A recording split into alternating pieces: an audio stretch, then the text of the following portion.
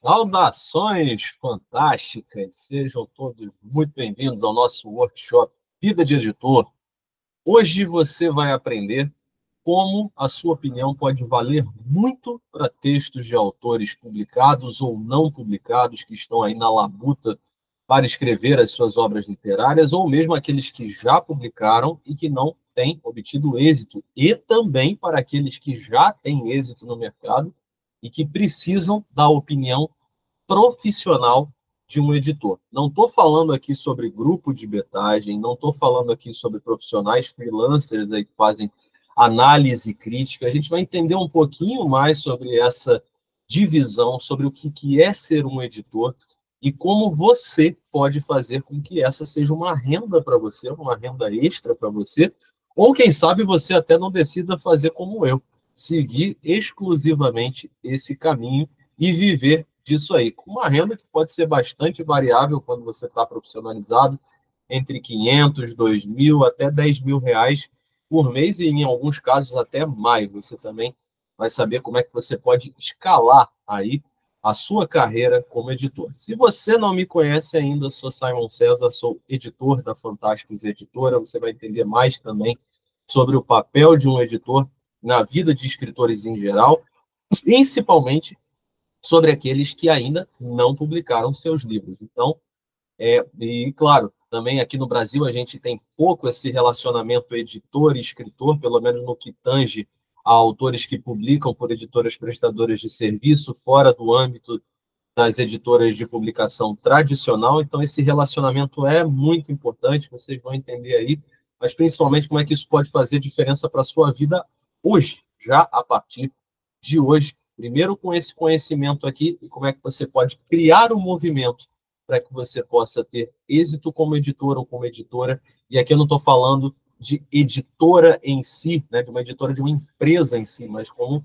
o conhecimento de ser editor, de ser uma editora, no caso de trabalhar com o mercado editorial, vai fazer com que você possa ter essas possibilidades aí de angariar renda extra ou mesmo transformar em renda principal. Então, o workshop Vida de Editor é uma iniciativa aqui da Fantásticos Editora, eu, Simon César, como editor, fazendo isso aqui para que você possa entender mais sobre o mercado editorial, entender como a sua opinião pode ser muito válida, e se você já faz betagem, se você já faz análise crítica e ainda não está ganhando por isso, você está perdendo dinheiro. E é importante que você não faça, principalmente com uma vida tão corrida, tão difícil como é no nosso país, para muita gente, para todo mundo, né? Mas como você pode ter mais conforto com o editor, muito bem, fazendo a tarefa de editor, né? E, claro, fazendo aquilo que gosta. Hoje, felizmente, eu vivo daquilo que eu gosto, daquilo que eu amo, e viver da literatura, do mercado editorial, pode ser muito mais simples, né? Não necessariamente aqui eu falando com varejo de livros, mas falando sobre as atividades profissionais que têm uma demanda gigante e que você vai conhecer um pouco agora. Talvez você já tenha alguns bons insights, até pode ser que pelo seu próprio convívio no ambiente literário você já comece a entender por que isso pode fazer tanta diferença. Tá legal? Então vamos começar aqui o nosso workshop com os slides aí já devidamente na tela e vamos falar um pouquinho sobre a vida de editor. Então vamos lá. Um editor desempenha um papel crucial no processo de publicação, atuando como elo entre autores e público. O que acontece aqui no Brasil e que é importante que vocês saibam? Aqui no nosso país há um vínculo, né? O elo entre autor e escritor não é muito comum. Hoje, se você quiser lançar uma obra literária, por exemplo, você pode simplesmente pegar o seu dinheiro e contratar profissionais de revisão, capistas, diagramadores, o que quer que seja, mas, inclusive, também você pode contratar serviços de análise crítica. Mas o que acontece muito no nosso mercado é que a análise crítica, os analistas críticos e principalmente os grupos de betagem, que são muito comuns e que funcionam numa grande camaradagem entre autores, na maioria das vezes inexperientes sobre o mercado em si, acabam fazendo com que o autor não tenha aquilo que ele espera e que ele só vai ter noção disso muito tempo depois, às vezes muito tempo depois de já ter publicado a obra, e aí a coisa começa a se complicar. Nos países estrangeiros, né, no caso, em que existe mais esse vínculo, Estados Unidos, países da Europa e tudo mais, em que a literatura é tratada como carreira, é muito comum que um editor esteja por trás de uma obra de um grande autor. Dificilmente você não tem um grande autor que tenha um editor ali por trás, dando caminhos para ele para falar a respeito de aceitação do público-alvo.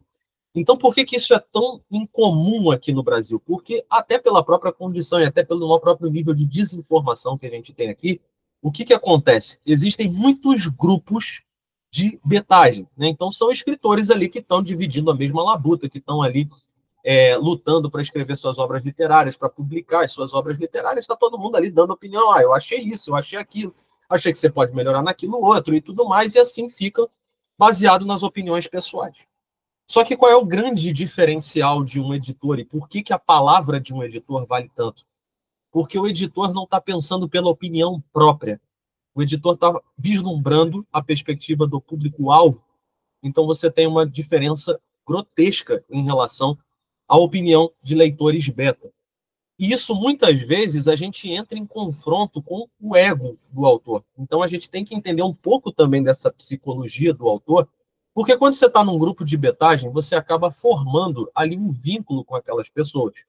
E as pessoas, naturalmente, muitas vezes, na maioria das vezes, elas não querem se indispor com você, né? Então elas podem ver algum defeito, elas podem pontuar da forma mais polida possível, mas elas podem simplesmente não ter gostado da sua obra literária, não ter gostado de alguns aspectos e trazer para dentro dela. Só que o principal disso aí é que essas pessoas estão fazendo opinião através de um probleminha que eu considero crasso, que é a opinião própria. Ou seja, ela está baseada simplesmente no aspecto da própria opinião e isso acaba terminando ali.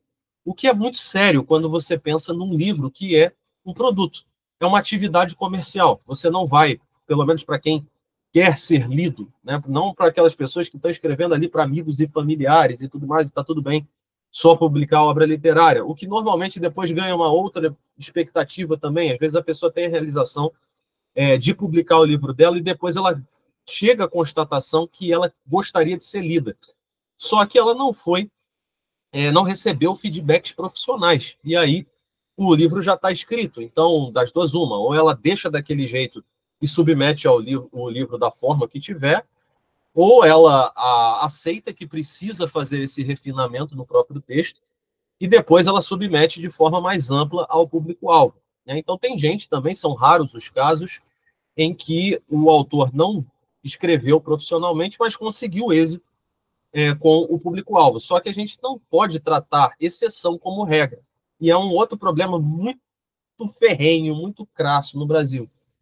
Porque, por exemplo, Harry Potter, se Harry Potter era J.K. Rowling bilionário, a minha história, ali, a opinião do autor, é muito melhor do que Harry Potter, então não tem como ela dar errado. E aí, nessa perspectiva, um tanto introspectiva, né, e distante da realidade, o que acontece é que o autor acaba se decepcionando, porque a escrita não estava de acordo não com a opinião de A, B ou C, ela não estava de acordo com o público-alvo, com a aceitação do público-alvo. Então, o editor tem um papel fundamental nisso, porque é ele que vai olhar o público em si.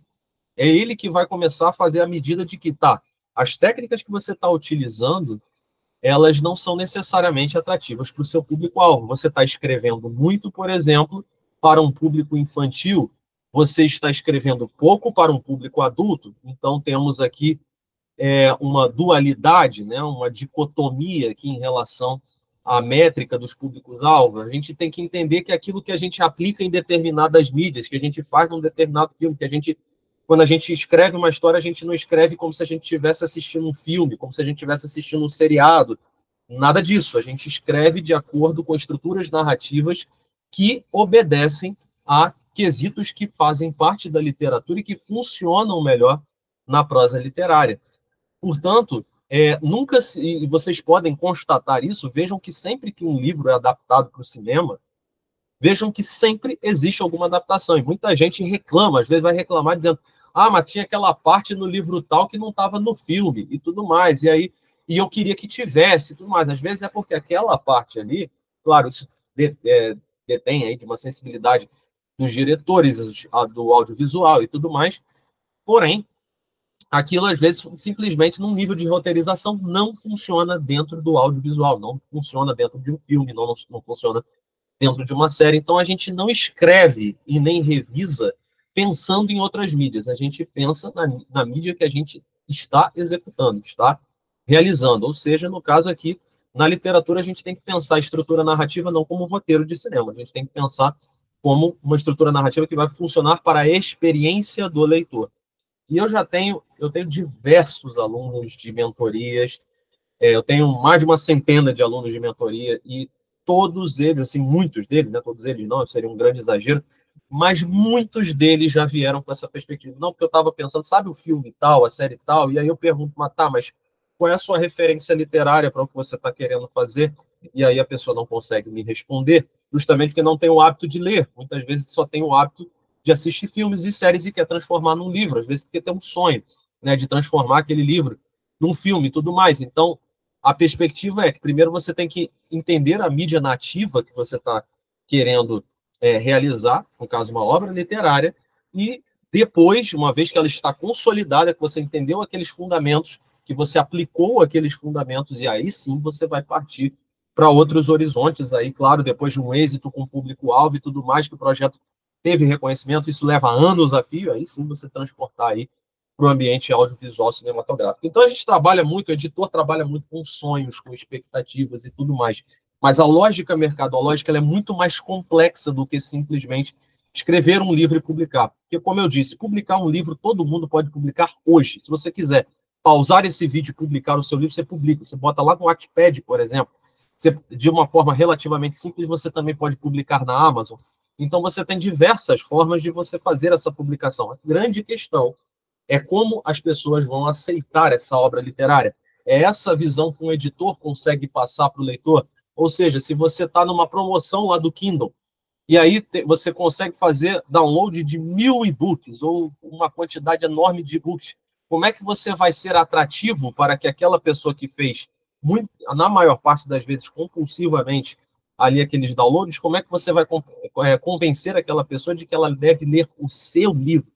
E não o livro dos outros 999 que ela fez download. E com toda a licença aqui também para hipérbole, se fossem 10 livros que fossem, 10 e-books baixados, como é que o seu vai chamar a atenção em relação a isso? Então, a primeira coisa que um editor tem que passar para o autor é esse senso de diferencial, que é tão importante, que é tão incomum também entre os autores terem esse nível de percepção. Então, essa relação que acontece muito entre editor e autor, ela vem lá, no caso, das editoras tradicionais, principalmente lá fora, em dizer, olha, acompanhar aquele autor, e o autor está escrevendo, está no seu processo criativo, e ele está dando ideias de que, olha, eu acho que o público vai aceitar assim, assado, blá, blá, blá, blá.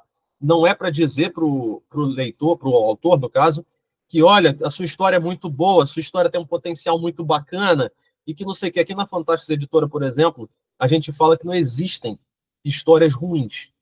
Existem histórias mal contadas para o público-alvo. Eu tenho certeza absoluta que você já viu alguma coisa que você olhou assim, seja um filme, seja um livro, seja o que quer que for, o que quer que seja, e aí você foi e disse assim, cara, como é que isso deu certo? Como é que a minha história, e aí já não todos os casos, né? Mas como é que a minha história não vende se aquela ali, que é muito inferior à minha, vende? Então tem uma perspectiva muito diferente. Porque quando você não entende o mercado editorial, quando você passa a olhar para a sua história, para o que você acha da sua história, e você não vê o público-alvo, então você tem um problema. É isso que o editor, nós como editores, temos a obrigação de falar para o autor. Por isso eu disse que muitas vezes a gente entra em conflito com grupos de betagem, porque aí o camarada vai dizer para você e vai argumentar assim com você. E aqui isso faz muito parte dessa vida de editor. Vai dizer assim para você, olha, eu acho que isso aqui não está ruim, porque fulano, eu mostrei para algumas pessoas e as pessoas gostaram e tudo mais. E aí nós vamos para a mesma perspectiva. Primeiro, as pessoas que você mostrou pertencem ao seu público-alvo? Segundo, qual é o conhecimento de mercado editorial que essas pessoas possuem? Se elas forem do público-alvo em questão, se o autor entender o público-alvo, e talvez essa seja a primeira pergunta que você deve fazer, qual é o seu público-alvo? Porque normalmente o autor nem sabe responder isso. porque ele não tem essa visão mercadológica. E você, como editor, tem que dizer, tá, as pessoas que opinaram, agora, uma vez que você sabe qual é o seu público-alvo, esse pessoal aí da betagem, do seu grupo de betagem, qual é a faixa etária deles? Será que você está escrevendo para um público infanto-juvenil e o autor, que não gosta de obras infanto-juvenis, acompanha obras adultas, está opinando pela perspectiva dele em relação ao gosto que ele tem a respeito de livros que têm conteúdo adulto? Então é aqui que você começa a fazer o autor, no caso, a perceber que ele está escrevendo para um nicho, está buscando opiniões de outras pessoas que não pertencem àquele nicho, e que muitas vezes essas próprias pessoas não estão antenadas no público-alvo, e sim antenadas na própria opinião. Então, às vezes, um detalhe que pode parecer muito bom para um determinado autor pode ser ruim para o público-alvo, ou porque ele não pertence, ou porque ele está dentro da opinião própria dele. Ele não consegue emular aquela opinião para fora, né? Então, existe muito disso. Eu já cansei de ver, por exemplo, leitores beta dizendo assim, vai pegar uma resenha de um autor, e aí diz assim, eu sou suspeito para poder falar desse livro porque eu fiz a betagem, então não vejo defeito nele. Então isso já cria um senso de tendenciosidade. O leitor beta não está ali para fazer a resenha do livro que ele betou. Né? Na verdade, o que ele tem que fazer é ajudar nos bastidores aquele autor, e aí quem vai dizer se aquilo tem defeito ou não vai ser o público-alvo. Né? Porque até pelo próprio nível, por mais que você não tenha familiaridade com o mercado editorial, o que vai acontecer é isso. É que a pessoa vai perceber, tá, se foi beta, é como se eu tivesse entregue um livro para minha mãe, para o meu pai, para o meu irmão, para minha irmã. Enfim, porque são pessoas que já gostam ali de mim, né? E que, portanto, cara, vão ver com muito menos critério os defeitos daquela obra literária. Né? Então, você tem uma série de questões aí que devem ser trabalhadas e que vejam como é complexo, né? E às vezes, muitas vezes, você entra nesse conflito, o editor entra nesse conflito, justamente porque está aí falando com pessoas que estão amansando o ego de outros autores, né? E aí, muitas vezes é o ego emocional que fala mais alto do que o profissional. E aí a gente, como editor, a gente tem que quebrar esse paradigma, né? E aí, quando a gente dá uma opinião técnica, quando a gente está seguro daquilo que a gente está falando, o autor geralmente consegue refletir. Pelo menos alguns são coerentes para isso. Vou contar também um outro caso aqui, muito recente, inclusive, que eu tive com um aluno de mentoria, em que ele comprou uma mentoria aqui do nosso curso, e ele submeteu um texto em que tinham pelo menos 6 leitores beta ali no capítulo dele. E aí, tecnicamente, eu como editor, e isso não exclusivamente, não me gabando ou qualquer coisa do tipo, mas qualquer editor é assim. Ele vai bater o olho na primeira frase do seu livro, na metade da primeira página do seu livro, na primeira página, no conjunto do seu livro, ele vai dizer, isso aqui tem potencial de mercado, não pela história em si, ou não, ela não tem potencial de mercado, porque o autor está escrevendo de forma a não ter conhecimento técnico profissional de como criar envolvimento com o leitor. Então, o que aconteceu foi que eu estava a avaliar aquela obra literária e eu simplesmente sobrevivi por 6 páginas dentro de um capítulo. E eu tive que falar isso, claro, da forma mais polida possível, para o autor. O que acontece, caro autor, é que eu tive que sobreviver por 6 páginas. E aquilo que os leitores beta, lá no documento do Google Docs, que é normalmente a plataforma que a gente utiliza para fazer as revisões, lá na plataforma estava dizendo assim, o pessoal estava comentando, isso aqui está muito bom, ou acho que pode tirar esse negócio aqui, não sei o que, foram meros detalhes. Mas ninguém se atentou a um detalhe muito importante. A primeira página de um livro, ela é extremamente potente e necessária para que você gere o interesse do leitor em virá-la. Esse ato de virar a página já é uma coisa muito boa, já é um sinal muito bom de que a sua obra está chamando a atenção. Mas não é virar a página com cansaço, é virar a página com aquele olhar sedento de saber o que tem na segunda, na terceira, na quarta, até você acabar o livro. E hoje, com a concorrência que a gente tem, de todo tipo de mídia, de filme, de série, de HQ, de anime, de mangá, de tudo que é coisa, você precisa entreter o seu leitor no mesmo momento em que ele bate o olho. É isso que o editor consegue realizar quando está fazendo a análise de uma obra literária. Então, é extremamente necessário que isso aconteça, que você tenha esse olhar totalmente criterioso sobre a história que você está avaliando, né? E aí sem emoções, né? Sem divagações a respeito do que você acha ou não que funciona. Você estudou tecnicamente para entender que um livro precisa atrair, começar pelo menos, ninguém vai deixar de ler um livro pela primeira frase, mas aquela primeira frase da sua obra literária já vai dizer muito para o editor se você consegue manter um ritmo de engajamento do seu leitor até o final da sua história. E aí é quando o editor tem que ter esse nível de sensibilidade para poder falar com o autor, né? Então, esse é um processo muito complexo, né? Então, ainda continuando sobre essa breve história aqui com esse aluno, quando eu fui dar o feedback para ele, olha, eu sobrevivi por 6 páginas aqui no seu capítulo, porque está acontecendo isso, tem muito detalhe de mundo, tem muito detalhe de universo, de raças de personagens e tudo mais, de divagações sobre o cenário, mas durante 6 páginas nada aconteceu. Simplesmente foram meras divagações que não fizeram com que a história criasse movimento, tivesse um objetivo claro. E se vocês pegarem as obras de autores best-sellers, vocês vão ver que desde a primeira frase já tem um movimento. Ou já tem um sinal de movimento, já tem alguma coisa que engatilhe o leitor para a próxima página, para a próxima frase, para o próximo parágrafo, enfim, para toda a conjuntura do texto. E ali estava a divagação, as paredes eram assim, o céu era assado, o fulaninho passava aqui, passava acolá, e o personagem, o protagonista principal, ali simplesmente parado, ele não fazia absolutamente nada. E aí ficou naquela divagação por 6 páginas. A história começou a ter um avanço a partir da 7ª, e ainda assim tínhamos muita divagação. Então, o meu conselho para ele, em detrimento do conselho dos outros 6 leitores beta, foi que eu acho que você deveria reformular todo esse capítulo, porque a nível de engajamento do leitor, você não consegue, porque uma coisa é você ter leitores beta que você pediu opinião e que estão ali para te ajudar. O consumidor final não está ali para te ajudar. O consumidor final está ali para ler o seu livro, gostar do seu livro, porque, afinal de contas, ele investiu dinheiro para que ele pudesse ter uma boa experiência. Então, ele não será paciente pelo seu amor, pelo seu world building, pelas suas raças, pelos seus personagens. Ele será aquele camarada que vai exigir que aquela história seja boa. Se não for boa, ele fecha o livro, abandona a leitura e ainda, eventualmente, pode tacar uma resenha ruim sobre a sua obra literária. E você, como editor, não quer que o seu autor, aquele que você aconselhou, passe por isso. É claro que a decisão final é sempre dele.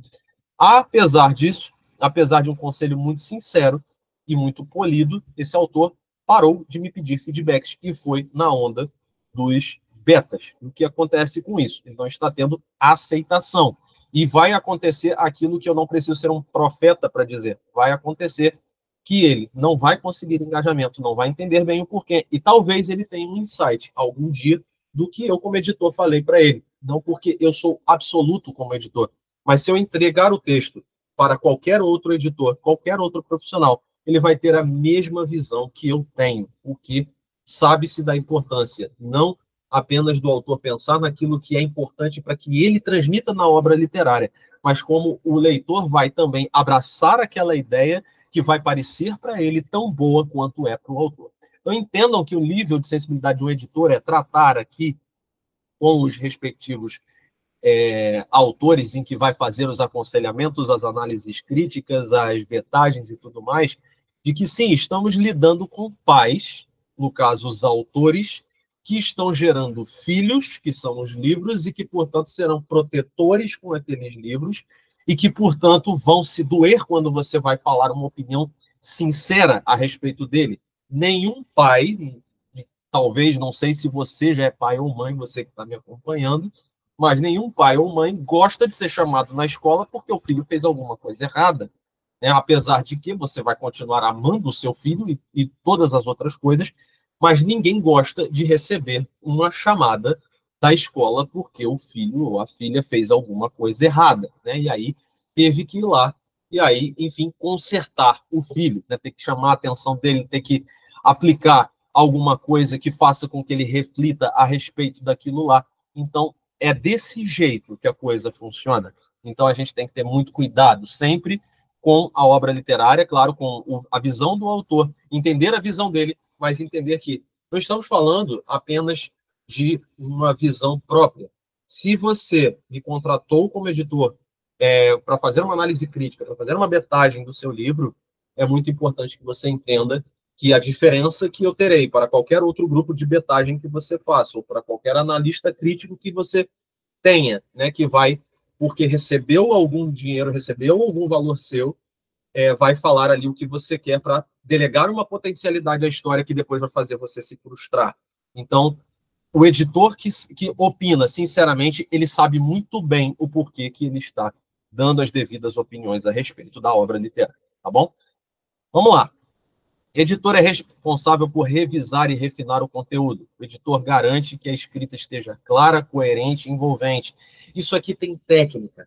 Isso aqui não é simplesmente o autor colocar no papel do jeito que ele acha que é, do jeito que ele acha que está envolvente, porque normalmente o nível de consciência de um autor vem por aquilo que ele pensa estar bom de acordo com uma perspectiva própria, não de um estudo exatamente de escrita criativa, mas porque ele coloca ali porque ele acha que ele tem que descrever, por exemplo, muito cenário, que ele tem que descrever minuciosamente a aparência de todos os personagens que ali estão. E isso vai criando uma série de coisas que vai fazendo com que a psicologia do autor ache que aquilo está muito bom, só que escrevendo sem saber o que está fazendo vai ser muito bom para ele. Será que vai ser tão bom assim para o público que vai consumir, que vai investir tempo e dinheiro para comprar aquela obra literária? Então, o editor tem essa função. Olhar o conteúdo, verificar ali o nível técnico da prosa, as técnicas prosaicas, as técnicas imersivas, que vão compor aquela história e de como aquilo ali faz com que a experiência do leitor seja a melhor possível diante de todos os aspectos, de que aquela história tão profunda, tão grandiosa para o autor, se ela vai funcionar de fato de uma maneira que vai fazer com que o leitor se envolva do início ao fim, porque às vezes você vai ver autores que têm um universo enorme criado, todo um background, tudo mais, e o autor quer esgoelar tudo aquilo ali na cabeça do leitor de uma vez, porque o universo é genial, porque o universo tem isso, porque o universo tem aquilo, que não sei o quê, e ele quer de qualquer jeito fazer com que aquilo ali seja absorvido pelo leitor. Só que tudo isso se faz da maneira certa, com a devida segmentação, colocando nos momentos certos aonde você vai colocar a descrição de mundo de personagem, do que quer que seja, de atributos da história, com técnicas de storytelling, de mostras ao invés de adjetivar o tempo todo a sua história, não permitindo ali que o leitor imagine exatamente como é o fulano que não está, que o fulano está triste, ao invés de dizer que ele está triste, você mostrar que ele está triste. Como é que você mostra que alguém está triste? Fulano chorava à beira do rio enquanto lágrimas jorravam de seus olhos ao observar o seu reflexo na água. Enfim, ali você já está mostrando para o leitor com as suas palavras. Você não teve uma cena. O livro não tem. Muitas vezes você não pode contar com ilustrações, você não pode contar com filmes, com vídeos, no caso. Então você está mostrando ali, pela expressão do seu texto, como é que o autor vai colocar aquela tristeza sem um adjetivo, mas mostrar aquela tristeza de acordo com a cena. E tudo isso tem muita técnica, tem muita coisa que você precisa aprender para que você possa mostrar para o leitor, para o autor, no caso, como ele vai conseguir fazer esse nível de engajamento, tornar esse nível de engajamento possível. E aí é quando a gente fala sobre a escrita estar clara, coerente e envolvente, né? Sempre em todo esse generiquez existem muitas especificidades. São essas especificidades que o editor tem o conhecimento e passa para o seu leitor. Então, a vida de um editor envolve a leitura crítica de manuscritos, feedbacks aos autores e colaboração com designers e equipes de marketing. Então, por que essa colaboração com designers e equipe de marketing? Porque muitas vezes o autor imagina uma capa tal, a capa não é lá tão atrativa para o público-alvo. É você imaginar como seria aquela capa, não precisa nem ser numa livraria. Será que aquela capa está atrativa online, né, para um ambiente de venda online, seja de um e-book, seja do livro físico, no marketplace online? Será que aquilo ali está legal? as equipes de marketing, como o editor vai falar, olha, vocês podem se aproveitar disso para tornar as campanhas aí para os seus autores atrativas, né, para que os autores consigam evidência sobre a obra literária através dessas campanhas, né, mas principalmente a questão da leitura crítica dos manuscritos. Crítica de verdade, crítica em que você não se poupe, é claro, com todo o respeito e polidez que os autores merecem, mas que você não se poupe de dizer aquilo pelo qual você foi contratado para fazer. Né? Não é você ser aquele engenheiro que faz um cálculo achando que a ponte vai ficar linda e maravilhosa, mas você sabe que o cálculo está errado e que daqui a algum tempo aquela ponte cai, ou que de repente naquela mesma obra a ponte não se sustenta. Então você tem que ser responsável, de fato. Você pode não assinar nenhum projeto profissional para dizer que você tem aquela validade e tudo mais sobre aquilo ali, mas você tem que ter responsabilidade para dizer, diante da minha visão, do meu conhecimento de público-alvo, sim, isso aqui não funciona, Simon, mas eu não tenho conhecimento de público-alvo, eu não sou um editor, uma editora. Acalme-se, porque quando você conhece as técnicas, você começa a pensar no público-alvo, você vai entender o que funciona ou não para o público-alvo. Por isso, mesmo para você que nunca fez análise crítica, detalhe e tudo mais, esse vídeo ainda é para você. É para você, porque tudo isso se aprende com as técnicas, né? E você não precisa conversar necessariamente com muita gente do público-alvo, mas quando você conhece esse nível técnico, você entende por que isso funciona para determinado público ou não. No exemplo mais simples de todos, quando você está fazendo uma história, escrevendo um livro para o público infantil, você foca mais em quê? Em imagens e menos no texto. Quanto menor a faixa etária, você foca mais em imagens e menos no texto. Quanto maior a faixa etária, você foca mais no texto e quase nunca em imagem. Depende dos recursos. Muitas vezes as obras literárias recebem, quando elas já têm uma grande captação de leitores, uma grande rodagem de vendas, aí às vezes elas ganham edição de luxo e tudo mais. Você bota ilustração, bota nos bônus, nos livros e tal, mas o nível textual você tem que ter muito mais propriedade para falar a língua daquele público e, portanto, fazer com que ele se envolva melhor. Além de habilidades de escrita e comunicação, o editor precisa ter um bom senso crítico e conhecimento sobre o mercado editorial. Então, como eu disse, esse senso crítico se adquire quando você tem o domínio da técnica. Mais importante, conhecimento sobre o mercado editorial, porque, como eu disse, a obrigação de um editor não é dar a opinião dele sobre aquilo que ele acha, simplesmente. Se você não gosta de vampiros modernos em comparação com vampiros clássicos de autor de classe, você não gosta dos vampiros da Stephanie Meyer e adora os vampiros da Anne Rice, então são duas obras completamente diferentes. Queira você ou não, como editor ou não, gostando ou não, a verdade é que a Stephanie Meyer é uma best-seller, porque ela se comunicou bem com seu público-alvo.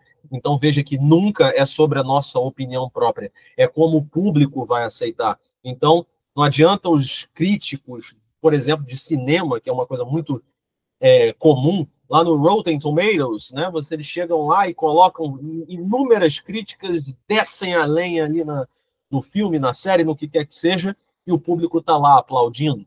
Se algum cineasta vivesse da opinião de críticos, estariam todos passando fome, ou a maioria deles, né? Mas sim, é o público-alvo que, no final das contas, determina o sucesso, o êxito daquela obra literária. Não estou falando sobre o êxito próprio da sensação de concluir um projeto literário. Estou falando da aceitação mercadológica, porque, afinal de contas, se o trabalho de um editor vale por isso, então é muito importante que o leitor também entenda esse valor, né? O autor consiga entender o valor de um editor, porque ele não vai enxergar o produto simplesmente como uma satisfação pessoal do autor, mas uma satisfação para a experiência literária do público. Legal? Então, como editores publicados ou não estão perdendo dinheiro. E aqui isso é bem importante, porque pode ser que você que está me acompanhando aqui saiba exatamente, já tenha feito alguma dessas atividades, ou veja pessoas fazendo esse tipo de atividade e você não está ciente de como é que você pode estar perdendo dinheiro, ou como alguém que você conhece pode estar perdendo dinheiro. Autores, sejam eles publicados ou não, frequentemente não reconhecem o valor do trabalho de análise crítica e betagem de seus textos.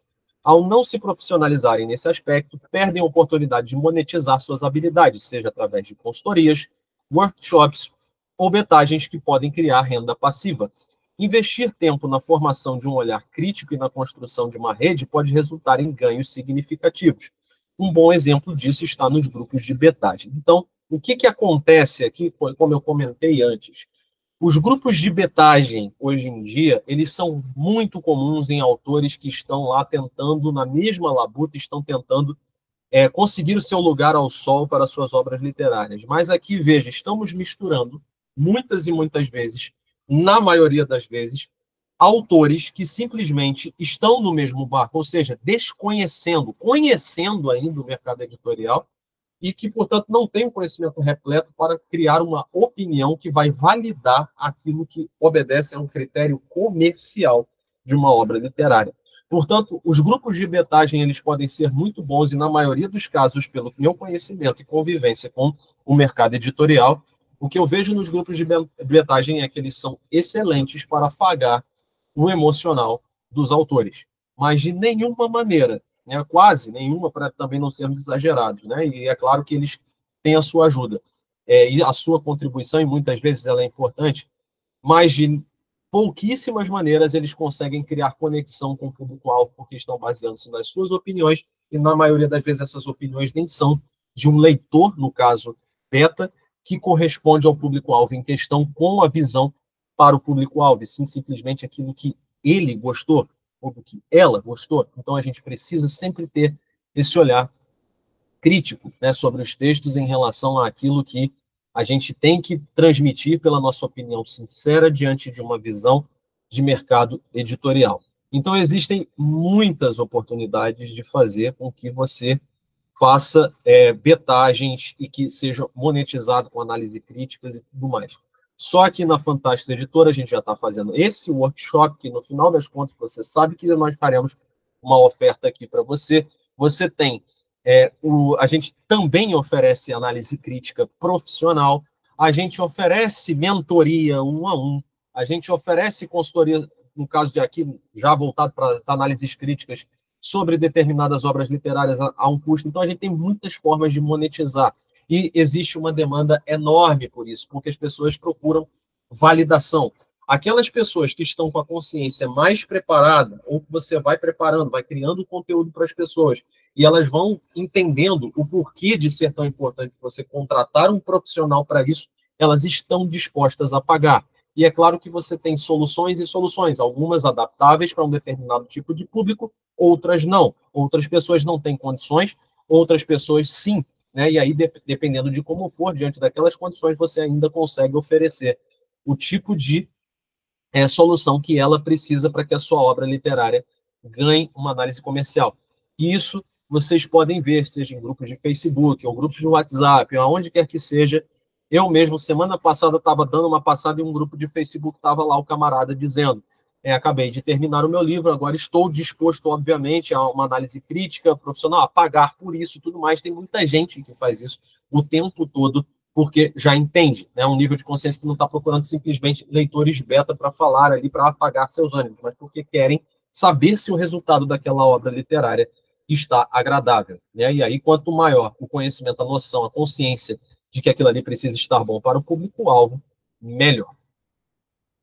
O que é ser um editor profissional? Um editor profissional analisa criticamente um livro, focando na perspectiva do público leitor, que é o consumidor final, como eu vim falando aqui já desde o início deste vídeo. Essa função envolve esclarecer como o livro deve ser escrito, aplicando técnicas prosaicas e imersivas para melhorar a narrativa e a estrutura. O editor é um guia que ajuda o autor a alinhar a sua visão com as expectativas do mercado. Ou seja, isso é ser um editor profissional. É você ter o conhecimento técnico de prosa, de como você vai utilizar determinadas regrinhas da gramática, e você não precisa ser um expert em gramática, acredite nisso. Mas algumas coisas fazem toda a diferença no texto. Então, por exemplo, por que você não deve utilizar uma sequência de vírgulas no seu texto? Por que você deve prezar mais pelos pontos finais e não pelas vírgulas? Porque o efeito psicológico do fechamento, do desfecho, do encerramento, que é proporcionado a uma pontuação de um ponto final, faz muita diferença numa vírgula, que quando aplicada em sequência, principalmente, vai criando um excesso de informações que o leitor não consegue absorver. Portanto, você tem aqui uma grandeza gigantesca numa opinião que vai fazer a diferença para que, quando o autor estiver escrevendo o seu texto, ele vai ter essa preocupação, ele já vai começar a refinar o olhar dele para aquela escrita, para saber aonde ele está falando de mais e aonde ele está falando de menos. Se ele está conseguindo transmitir melhor a mensagem aqui ou ali, então isso a gente chama de técnica prosaica. São as minúcias gramaticais que você não precisa ser um expert em uso de vírgula, de ponto final, mas como aquela comunicação dentro do texto vai funcionar para que a imersão seja maior. O próprio Stephen King, em seu livro sobre a escrita, que é uma obra que eu recomendo bastante, diz que você não precisa ser um viciado, um alucinado, um expert na gramática e tudo mais, mas entender como o nível de envolvimento vai fazer com que aquilo seja agradável, traga uma boa experiência para o leitor. Eu não estou falando aqui de derrapar, feito um louco, uma louca, em regras gramaticais, mas que algumas coisas, alguns dos tecnicismos, eles são perfeitamente aceitáveis como forma estilística, ou seja, como estilo do autor ou da autora, para que ele consiga criar pausas dramáticas, por exemplo, para que o texto consiga trazer aí um nível de envolvimento maior possível, né? E aí nós temos também as técnicas imersivas, como eu falei, do mostre e não conte, né, que é uma técnica muito comum no ambiente literário. Em vez de você está querendo mostrar que um personagem está triste, aí você simplesmente coloca um adjetivo, fulano está triste. Não, mostre isso. Fulano estava à beira do lago quando viu lágrimas escorrendo de seu rosto ao observar o seu próprio reflexo na água. Ou seja, ali você está mostrando que ele está triste. Você não precisou dizer que ele está. Você não precisou colocar um adjetivo que vai soar muito mais genérico para a compreensão do leitor. Mas o leitor acompanhando que ele está triste porque você está narrando aquela cena, ele consegue entrar muito mais naquela cena e, portanto, imergir mais naquele imaginário e, consequentemente, fazer com que a imersão dele evolua alguns anos-luz e o interesse dele pela obra também. Então, nós temos aqui a diferença de técnicas prosaicas e imersivas e o quanto elas são importantes em todos os seus critérios.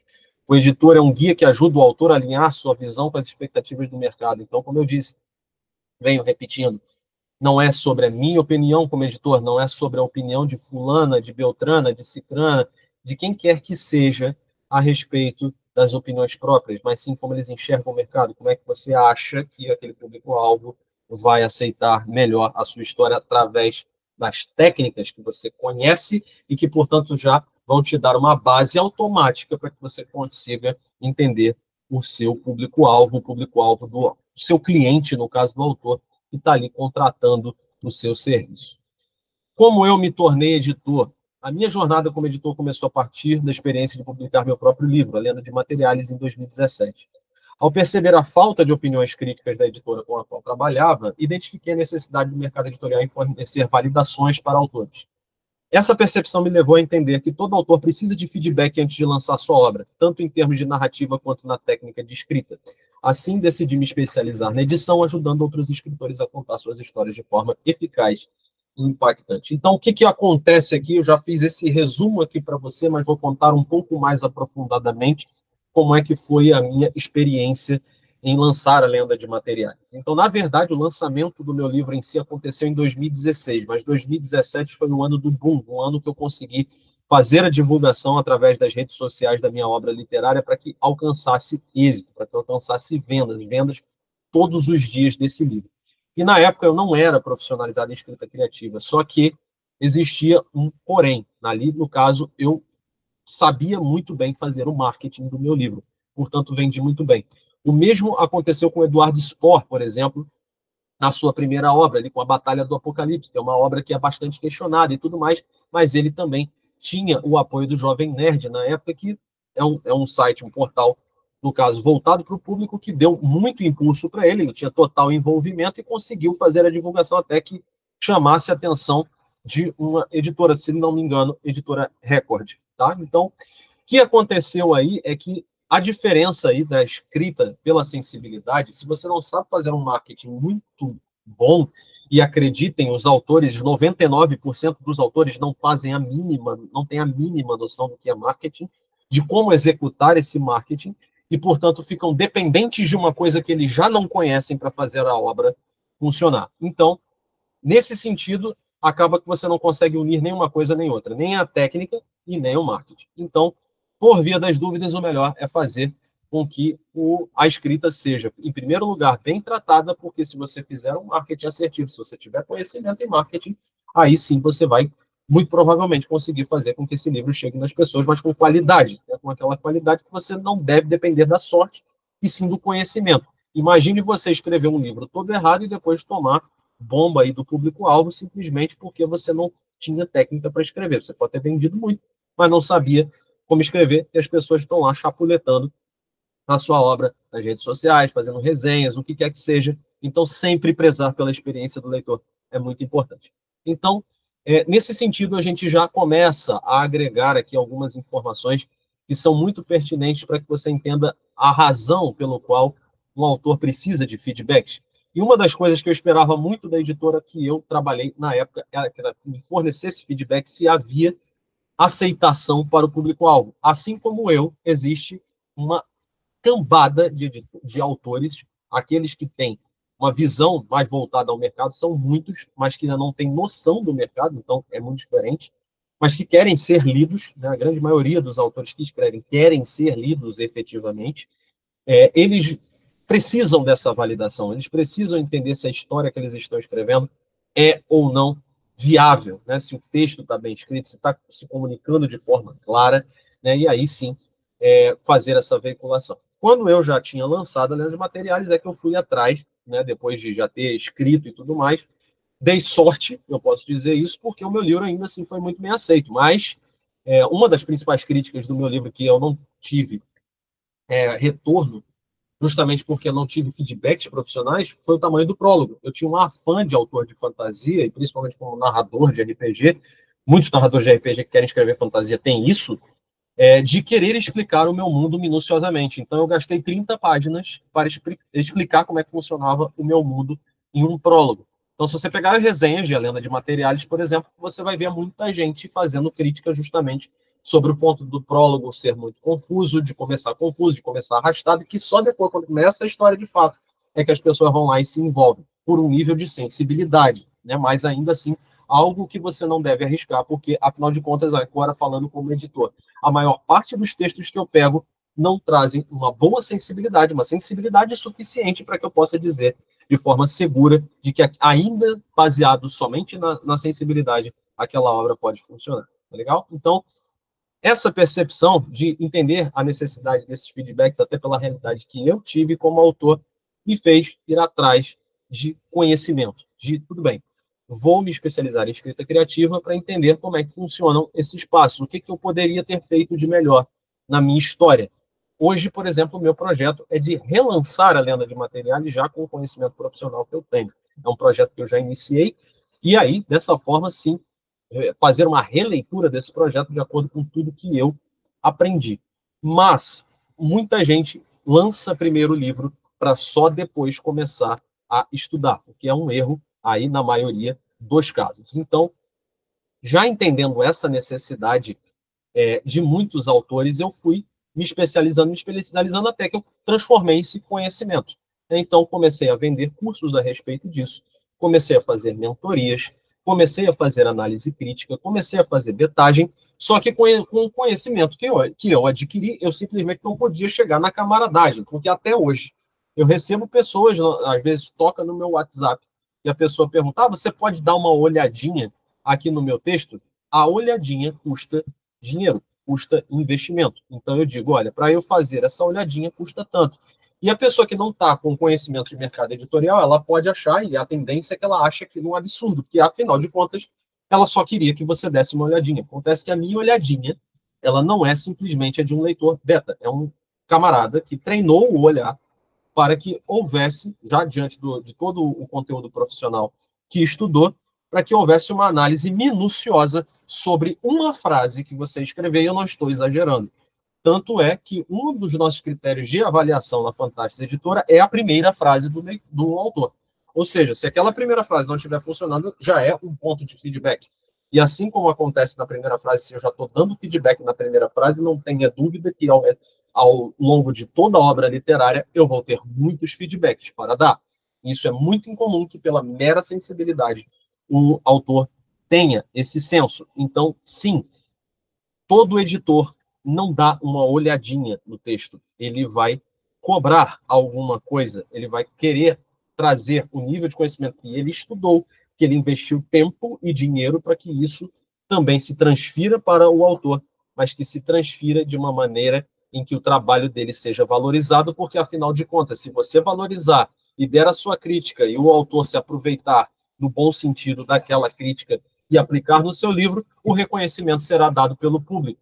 Ele vai receber por aquilo, você, como editor, não. Então, é muito importante saber que existe um valor e que esse valor é dado, entregue, quando você já tem uma visão profissional, quando você já está com esse nível de confiança, gerando esse nível de confiança para que as pessoas entendam qual é o seu conhecimento e, portanto, apliquem isso no dia a dia. Então, a opinião de um editor vale muito, né? E mesmo para aqueles que ainda não trabalharam com isso, vejam, eu também não trabalhava com isso.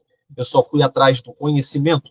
Com esse conhecimento, com a noção técnica, eu pude dizer. Agora, o meu trabalho, o meu olhar crítico, a minha betagem vale. Não é justo que eu simplesmente não receba por ela. Então, a minha realidade como editor veio através da minha própria necessidade com a minha obra literária.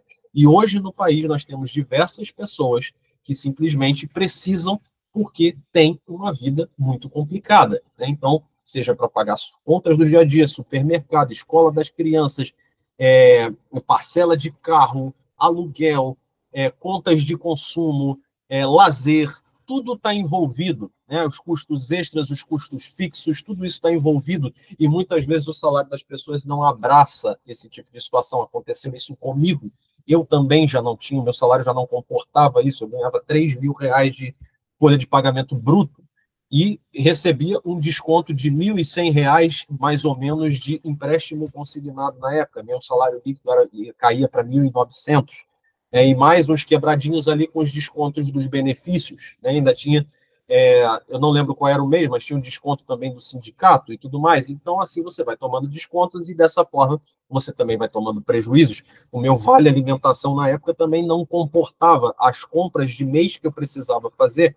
Durava ali 1, 2 semanas no máximo, e depois eu mesmo que tinha que ir atrás com o dinheiro do salário ou com os extras. E assim começaram os extras. Eu trabalhava na Agência Nacional do Petróleo, eu trabalhava como terceirizado, nunca fui servidor público, mas trabalhava como terceirizado, meu salário era baixo, e aí eu tinha que buscar rendas alternativas. Trabalhei por muito tempo com tráfego pago também, para gestão de tráfego pago e tudo mais, só que aquilo que eu realmente gostava de fazer, que era trabalhar com os livros, trabalhar no mercado editorial, foi o que me abriu portas, justamente, a maior das portas foi trabalhar como editor, porque existe uma demanda gigantesca para isso aqui. E aí sim, eu comecei a viver de uma forma muito mais confortável, justamente porque eu conseguia trazer isso como renda extra, até que em 2019, no finalzinho ali já, no início de 2019, na verdade, eu já consegui me libertar totalmente do meu trabalho, né, do meu trabalho fixo, e viver exclusivamente com venda dos cursos, das mentorias, das análises críticas, das betagens, de tudo isso que hoje muitos de vocês, tenho certeza, já conferiram vários dos produtos que a Fantásticos Editora oferece, né, e aqui todos baseados na minha figura como editor, né, e aí não falando da venda dos livros em si, mas do conhecimento como editor que eu consegui trazer, formando a Fantástica Editora e formando diversos alunos país afora. Tá legal? Então, muito importante que vocês saibam que vocês também podem chegar lá buscando esse conhecimento. E aí, como é o trabalho de um editor? O trabalho de editor envolve a leitura atenta de manuscritos, análise crítica e feedback construtivo aos autores. Feedback construtivo é uma coisa que pode ser muito relativa, né? Não é? Mas o que se sabe, sem nenhum tipo de abstração ou relativismo, é que a crítica construtiva não é aquela que você vai descer a lenha na história, descer a lenha no texto do seu cliente, no caso do seu autor. Você vai dizer para ele, por A mais B, por que aquilo funciona, por que aquilo não funciona, tecnicamente falando. E aí sim ele vai perceber o seu know-how, né, o seu nível de conhecimento, para entender. Tá, ele sabe o que eu estou dizendo. Até para que o autor contraponha o que você está dizendo, ele também vai precisar de conhecimento. Então, ou ele busca esse conhecimento de fato naquilo que você está aconselhando, ou ele busca um conhecimento externo, uma segunda opinião, que seja profissional, que contraponha ou não a opinião que ele tem a respeito do seu feedback. Além de aprimorar a narrativa, o editor deve garantir que o texto atenda às expectativas do público-alvo, mantendo a voz do autor. Ou seja, não estamos falando aqui de ignorar ideias. Não estamos falando aqui de simplesmente dizer assim para o autor: cara, não importa a sua opinião, você tem que fazer valer para o público-alvo. Não, é um equilíbrio. A opinião, a ideia do autor deve entrar em consonância com a opinião que vai para o público-alvo, que o público-alvo pode aceitar. Ou seja, esse senso de equilíbrio é o que faz toda a diferença para o êxito de uma obra literária a nível de experiência, né, de você pegar o livro e gostar, né, basicamente nesse sentido. E aqui, quando você atende a essas expectativas e o autor consegue entender esse processo, ele consegue ouvir a voz do editor e também aplicar aquilo. Ele não precisa ser simplesmente não ter opinião ou não conseguir agregar uma ideia para ele. Sempre converso com os meus alunos mentorados e os mentorados dizem: eu gostaria de manter isso aqui acolá. Eu vou sempre aconselhar: se você gostaria de manter isso e acolá, você deveria fazer dessa forma, porque o público vai pensar desta maneira, muito provavelmente. Então, o que o autor vai fazer? Ele vai tomar a decisão dele, se ele aplica ou não, mas já entendendo por um embasamento, não simplesmente pelo emocional dele de querer aplicar. Ele sabe que aquilo ali tem ou não fundamento. O processo inclui revisões, sugestões de estrutura e acompanhamento da produção editorial até a publicação final. O trabalho na Fantástica Editora envolve especialmente a profissionalização dos autores e o texto qualificado para entrar no mercado editorial. É isso que a gente faz como figura principal. Não é nem com a editora de lançar livro, é a editora que treina, que prepara, que deixa o autor e a sua história ali já devidamente preparada para estar inquestionável que esta obra tem valor profissional, que já pode alcançar o mercado editorial, que já está pronta para ser consumida pelo seu público-alvo. Então, todas essas revisões, todas essas sugestões, tudo isso faz parte do processo, nunca é uma imposição, é todo um trabalho de reflexão diante de conhecimento que você vai levar para o seu cliente, autor ou autora. E a publicação até o final, a orientação de um editor, como deve ser essa capa, como é que o público vai aceitar essa capa, o nível de diagramação, por que ela deve ser assim, um assado, e tudo mais. E até também os próprios processos de marketing, também entendendo um pouco como é que funciona isso, mostrando quais são as opções que o autor tem para fazer com que essa obra literária chegue ao público. Enfim, o editor tem um grande trabalho pela frente, mas principalmente sobre opinião técnica, de conhecer o texto e de mandar esse. Você, como editor, eu preciso conhecer de todos os outros processos, design, marketing, distribuição, logística. Não, você não precisa saber disso. É bom que você tenha, mas o principal é que a sua opinião funcione como profissional, que você tenha esse diferencial opinativo como um profissional de mercado.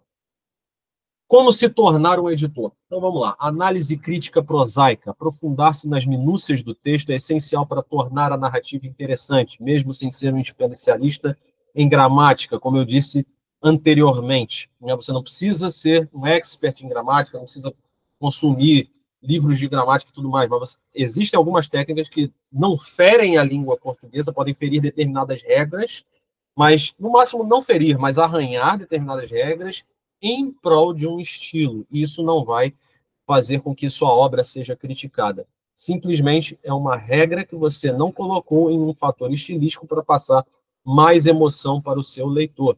E muito disso se aplica, por exemplo, nas questões das vírgulas que eu falei anteriormente. Análise crítica imersiva. Técnicas como mostre e não conte, como eu mencionei outrora. Storytelling, a arte da contação de história nos momentos certos, né? Não é interromper diálogos, por exemplo, para que a cena toda pare, para que se conte um contexto, e aí depois o diálogo recomeça a entender quais são os momentos de morosidade que o storytelling deve aparecer, e aí os diálogos, a construção de diálogos verossímeis, né? Que expressem a realidade, que não quebrem a chamada suspensão de descrença do leitor, né, que é aquele senso de ele acreditar realmente que aquilo que você está colocando na história é factível. Né? Então, temos diversas técnicas que fazem com que a leitura seja mais atrativa e envolvente, mantendo, né, o público-alvo ali do seu cliente atento a todas as páginas ali da obra literária em questão. Prática contínua e profissionalização.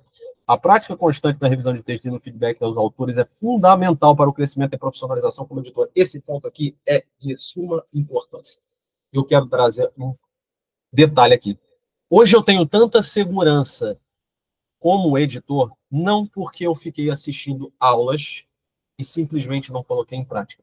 Não fosse a minha experiência em campo de batalha, de eu olhar texto, todos os dias eu leio textos para revisar, todos os dias. Não era assim, obviamente, quando eu comecei, que estava ainda buscando os meus primeiros clientes e tudo mais. Mas, se eu não tivesse colocado essa prática de vez e estivesse constantemente com isso, não é como andar de bicicleta. Você vai lá, anda, aprendeu a andar, já era. Você nunca mais esquece. Não. Isso aqui tem que ser feito com o máximo de frequência possível. Então, não se trata de simplesmente pegar um texto na segunda, na quarta, ou na sexta, ou daqui a 2 semanas e tal. É sempre procurar essa prática. Eu sempre fui um leitor voraz. Então, a minha prática, quando não tinha clientes, era pegar livros de autores já publicados e começar a analisar o que eu poderia mudar aqui. O que eu, no lugar do editor deste best-seller, aconselharia para que este autor fizesse. E assim você, é claro, e notavelmente, isso não muda o sucesso de uma obra literária de um autor que já está consolidado, mas pode mudar a realidade de um autor que ainda não foi, que já publicou e que não consegue evidência com os livros dele, não sabe por quê, que não publicou e que está no processo de escrita e que vai já lançar o seu livro com um conhecimento profissional, ou seja, com uma escrita profissional, técnica, né, imersiva e prosaica. Então, a prática constante é o que faz você ter confiança naquilo que você aprende e na aplicação daquela técnica e a propriedade como você explica aquilo ali para o seu cliente, né, para os seus clientes em si. Então, isso aqui tem uma importância enorme. Mesmo quando você estiver sem um cliente, você ainda pode pegar um bom livro e fazer uma boa análise crítica dele. Isso tem uma importância, sem dúvida, enorme. Quanto ganha um editor? Que isso aqui é algo que a gente precisa falar para que você tenha noção total a esse respeito. Então, editores em profissionalização, podem ganhar um piso de R$ 500 trabalhando em narrativas longas como novelas. Tá? Então, o que acontece? A precificação, normalmente, de um trabalho de um editor vem com um número de laudas, considerando a lauda literária de 2.100 caracteres.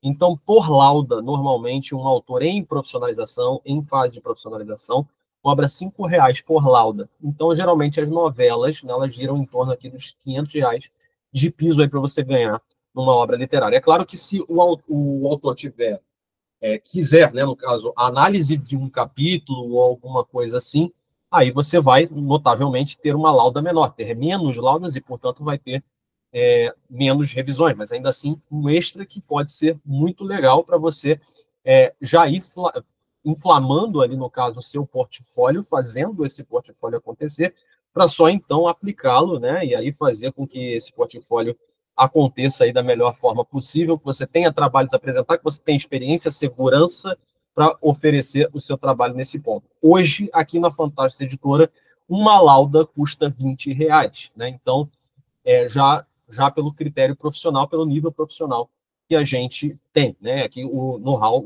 a expertise, né? No caso aqui que eu forneço. Em casos excepcionais, os ganhos podem chegar a R$ 10.000. Excepcionais porque, nesse caso, é difícil que você tenha um livro muito grande escrito e que o autor esteja disposto a pagar tanto, né? Então, às vezes o autor fez uma obra enorme, você vai demorar um tempo enorme também para fazer aquela revisão. E aí não é todo mundo que está disposto a pegar seus R$ 10.000 e fazer o pagamento a respeito daquela revisão. Essa atividade pode ser vista como uma renda paralela ao trabalho fixo e, após acumular experiências e ganhos consideráveis, pode se transformar na principal fonte de renda do profissional. Ou seja, como eu disse antes, né, eu comecei como renda paralela quando eu trabalhava na ANP, na Agência Nacional de Petróleo, fui fazendo essa renda extra, e aí, depois, sim, aí eu comecei, de fato, quando, 2019 foi quando eu trabalhei para o fim mesmo ali do meu vínculo empregatício como CLT, né? Já fazendo com que os meus ganhos superassem o meu salário e superassem muito. Em determinados meses cheguei e isso com 3, 4 meses mais ou menos ali, já de profissionalização, eu já tinha conseguido o meu salário líquido, que era de 1.900, eu ganhava por fora R$ 8.000. Então, isso já fazia ali com o somatório dos projetos que eu ganhava no mês, ou com a venda de curso, de mentoria e tudo mais, isso já me fazia ter uma renda muito maior, né? Uma renda que ultrapassava muito o meu salário, e eu sei que isso gera uma certa insegurança. Então, isso aconteceu comigo também. Embora eu ganhasse muito mais, como eu dependia de clientes, de fazer esses clientes acontecerem, o que foi muito assustador para mim na época, era que eu perderia aquele fixo. Com o tempo, eu comecei a ver formas de também fazer com que eu tivesse o previsível no mês, né, que principalmente funciona com produtos de assinatura, e também pudesse ter o volátil, né, durante o mês, mas que ainda assim trouxesse uma renda considerável, né? Então, temos essas questões aí que são levantadas, mas é claro que a decisão é sua. Você deve estar em um profundo equilíbrio para ver que agora já estou podendo fazer a minha renda paralela, né? E, claro, se você achar que já chegou num ponto em que você já está ultrapassando seu salário, que já não faz mais sentido você estar trabalhando fixo, essa pode se transformar, quem sabe aí, a sua renda profissional, a sua renda principal, como eu, que hoje vivo exclusivamente disso, confortavelmente. Como se profissionalizar como editor? E aqui vamos ao nosso diferencial. Curso Editor Fantástico, que é um curso oferecido aqui pela Fantásticos Editora e por mim, consequentemente.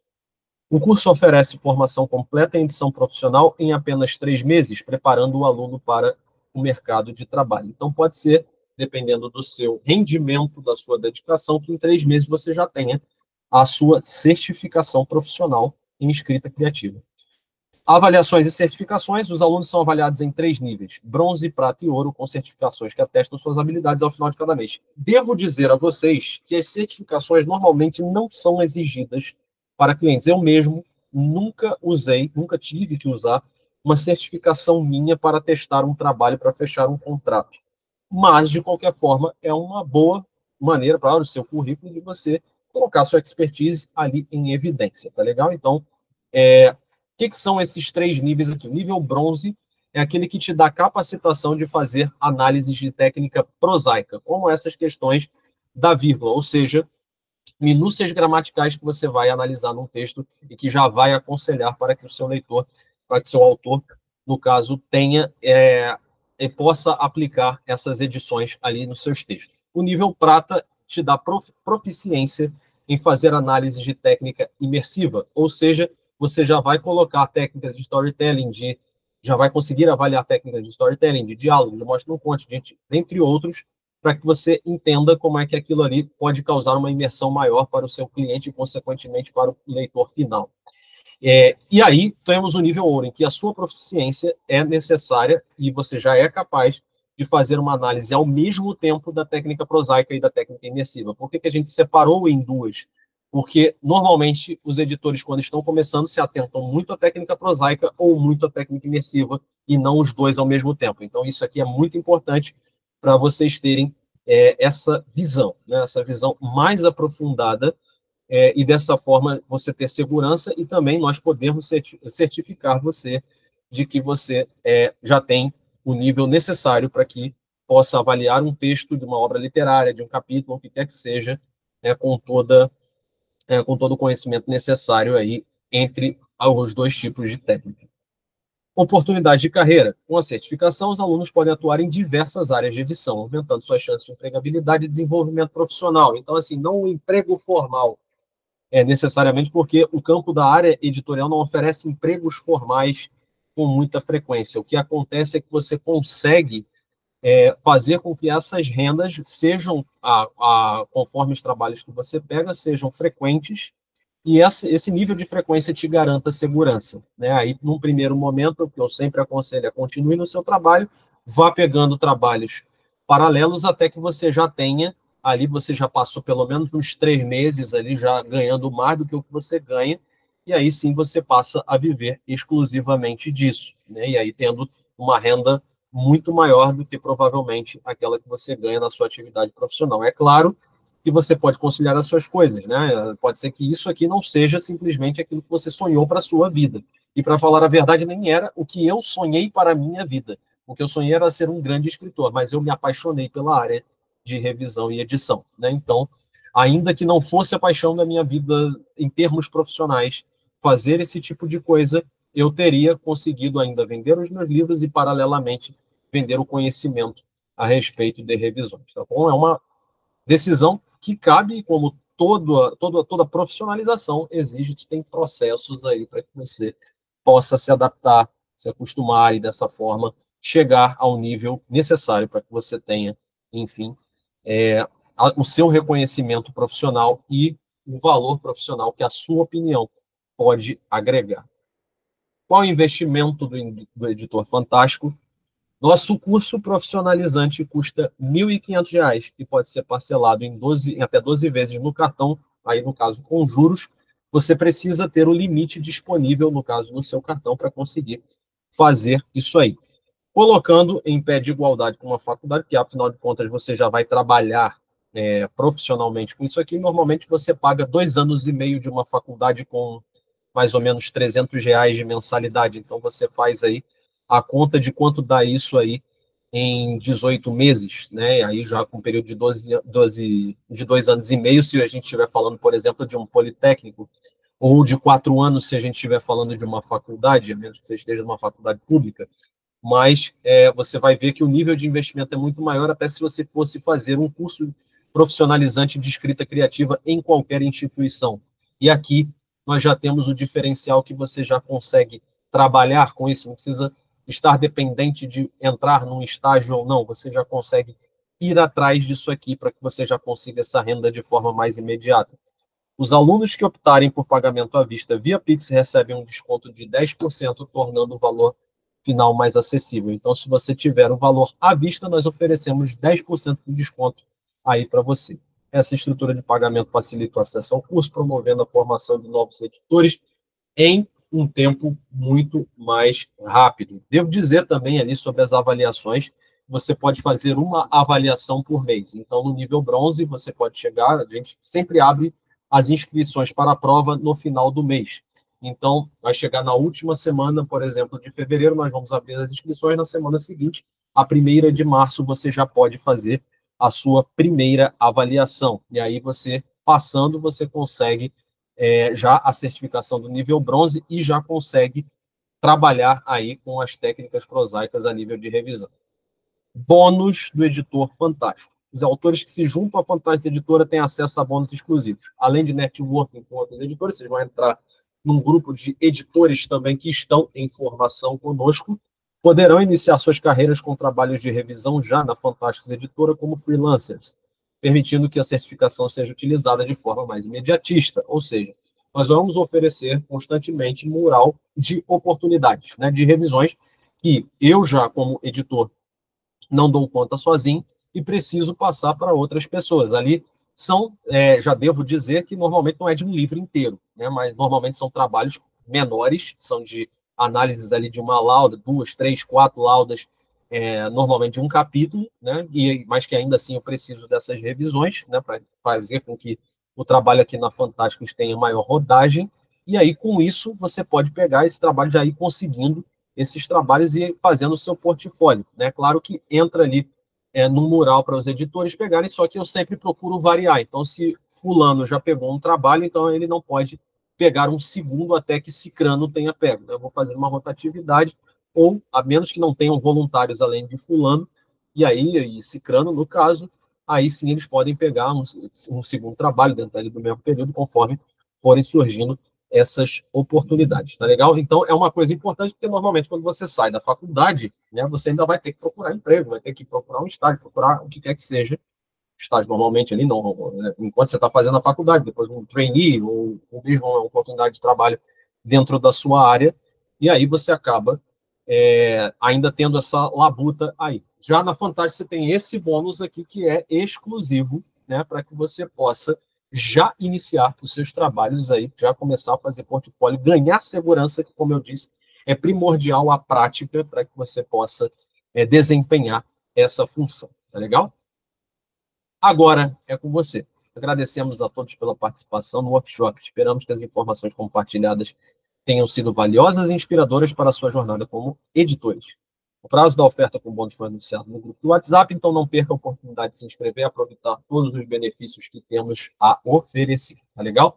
Então, aqui, meus amigos, o que eu devo dizer a vocês é que essa é uma decisão que, se vocês e é claro que todos têm o seu nível de condição e tudo mais. Mas se vocês permanecerem no mesmo estado, vai permanecer dessa forma. Né? Então, vocês não terão a oportunidade de uma renda extra, menos que vocês sigam por outros caminhos, mas é necessário sempre um passo a mais. Quando eu era escritor e eu fui atrás do conhecimento para entender como a minha obra literária poderia ser mais envolvente, eu tive que ir atrás dos cursos de escrita criativa e estou fornecendo hoje um atalho, porque aquilo que eu tive que catar de diversos cursos antigamente, agora eu posso te oferecer aqui com uma metodologia, né, com um conhecimento concentrado que você pode aplicar entendendo exatamente o que você deve fazer, como adquirir esse conhecimento técnico, prosaico e imersivo para transmitir para autores e eles aplicarem suas obras literárias e, como eu disse, um conhecimento que é uma demanda que é muito grande, uma demanda que é muito buscada e que vocês, sem dúvida, já têm condições de iniciar o mais rápido possível para que vocês tenham aí essa possibilidade de renda extra, principalmente com a realidade que está hoje para o brasileiro. É sempre muito importante você ganhar novas oportunidades e aí fazer com que isso aconteça como renda extra e, quem sabe, se for da sua vontade, no caso, já conforme a sua experiência, essa se torne a sua renda principal. Tá legal? Assim como é para mim e assim como hoje. Felizmente, eu não dependo de um salário até o 5º dia útil ou da quinzena, metade do meu salário ali, por exemplo, para poder equilibrar o mês, tá legal? Sempre tendo aí novas fontes de receita para que eu não fique ali atordoado, 8 horas de trabalho dentro de um escritório, aquela coisa toda, muitas vezes perdendo meu tempo com a minha família, perdendo tempo precioso com eles em que eu estaria enfurnado num escritório e tudo mais, e que aí que eu posso fazer o meu horário, eu posso fazer a minha agenda e posso ainda assim coordenar a minha vida com as pessoas que eu amo, tá legal? Então, eu espero verdadeiramente que tenha sido um conteúdo valiosíssimo para você. Espero você também como editor ou como editora aqui da Fantástico, com o curso Editor Fantástico. Sem dúvida nenhuma, você vai ter esse roteiro, esse norte, esse mapa para que você, através de uma metodologia clara, não tenha que ficar buscando técnicas em tudo quanto é lugar, mas que você consiga ter aqui técnicas que foram estudadas de grandes autores da Universidade de Stanford, de tantos tecnicismos que são agora concentrados para que você possa aconselhar autores e aumentar, elevar o nível da nossa literatura nacional, além de ser reconhecido ou reconhecida pelo seu trabalho. Fico por aqui, agradeço novamente a sua participação e te espero como um editor ou como uma editora fantástica. Um grande abraço, vejo vocês na jornada.